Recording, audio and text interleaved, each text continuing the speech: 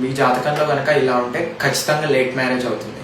ఇప్పుడు ఏదో ఒక ఆస్ట్రాలజీ సాఫ్ట్వేర్ తీసుకొని దాన్ని కేపీలో కన్వర్ట్ చేసి మీ date, time and place enter చేస్తే ఇలాంటి కుండలి ఒకటి వస్తే దాంట్లో మీది కర్కాటక లగ్నం కానీ సింహ లగ్నం కానీ అవ్వకూడదు. అంటే ఈ లగ్నం కర్కాటక లగ్నం, ఇది సింహ లగ్నం అవ్వకూడదు.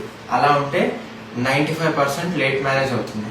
ఇప్పుడు ఇంకోటి, సాటర్న్ అంటే శని 1, 5, 7, 10 స్థానాల్లో ఉండకూడదు. అంటే సపోజ్ ఇది మీ లగ్నం అనుకోండి, ఇది మీ లగ్నం అనుకుంటే సాటర్న్ ఇక్కడ కానీ ఇక్కడ ఇక్కడ ఇక్కడ ఉండకూడదు.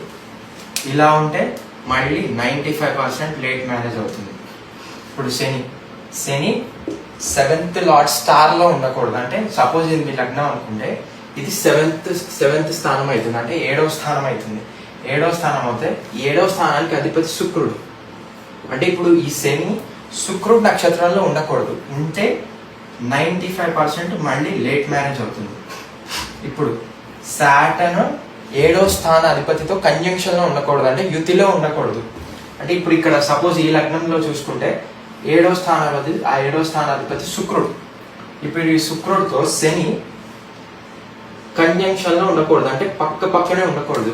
ఎంత డిఫరెన్స్ అని చూసుకుంటే మనకి 5 to 8 degrees డిస్టెన్స్ లో ఉండాలి కంజంక్షన్. అంటే ఈ డిస్టెన్స్ లో కనుక శని ఇంకా 7th లార్డ్ ఉంటే మళ్ళీ 95% లేట్ మ్యారేజ్ అవుతుంది.